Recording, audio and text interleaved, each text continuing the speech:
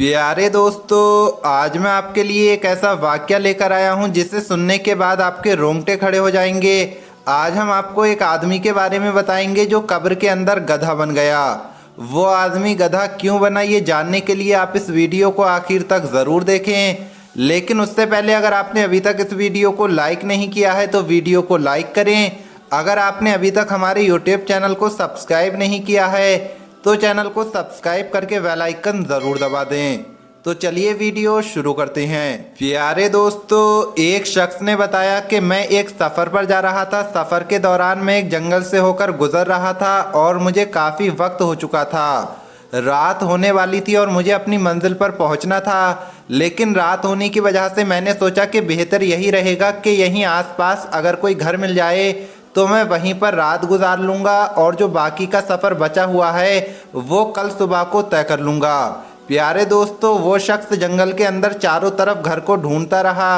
आखिरकार उसे जंगल के अंदर एक झोपड़ी नज़र आती है तो वो बहुत ज़्यादा खुश हो जाता है और घर के पास जाकर बाहर से आवाज़ देता है कि मैं एक मुसाफिर हूँ और रात बहुत ज़्यादा हो चुकी है, जिसकी वजह से मुझे एक ठिकाना चाहिए जहाँ पर मैं रात गुजार सकूँ और मुझे बहुत ज़्यादा भूख लग रही है। अगर आपके घर में कुछ खाना बचा हुआ है तो आप मुझे खिला दीजिए। उस घर में एक बूढ़ी औरत थी और उसके साथ में उसकी बहू थी।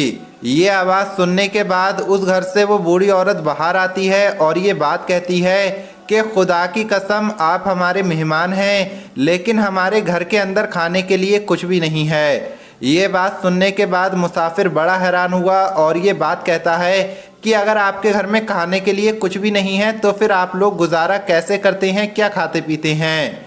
ये बात सुनने के बाद वो बूढ़ी औरत कहती है कि खुदा की कसम, हम किसी से मांगते नहीं हैं। अगर कोई मुसाफिर यहाँ से गुजरता है उसको हमारे ऊपर रहम आ जाता है तो वो हमारे लिए कुछ खाना या अनाज छोड़कर चला जाता है, जिससे हम अपना गुजर बसर करते हैं। ये बात सुनने के बाद मुसाफिर बड़ा मायूस हो जाता है और वो वहाँ से थोड़ी ही दूर जाकर एक पेड़ के नीचे अपना खैमा बनाकर आराम करने लगता है। वो मुसाफिर जब रात को सोने की कोशिश करता है तो उसे एक आवाज़ आने लगती है, जिसकी आवाज़ को सुनकर वो मुसाफिर बहुत ज़्यादा डर जाता है और बहुत ज़्यादा परेशान हो जाता है। सारी रात उसे बहुत ही अजीब तरह की आवाज़ें आती रहीं।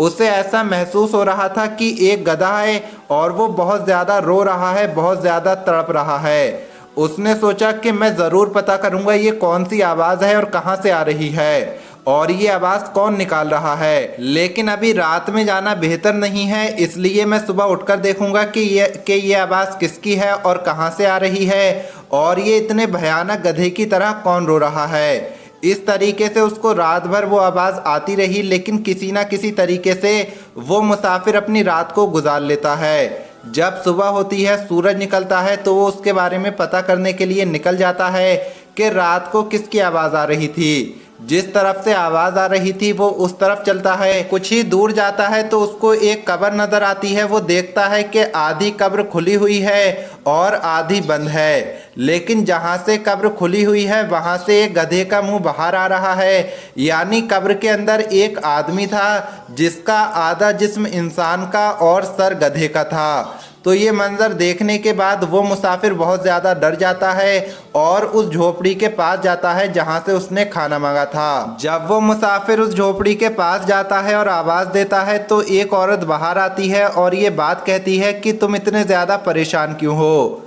मुसाफिर कहता है कि रात भर मैं सो नहीं पाया, मुझे बड़ी ही अजीबोगरीब आवाज़ें आ रही थीं और मैंने सोचा कि रात को तो नहीं लेकिन सुबह जाकर मैं ज़रूर पता करूँगा कि ये आवाज़ किसकी है।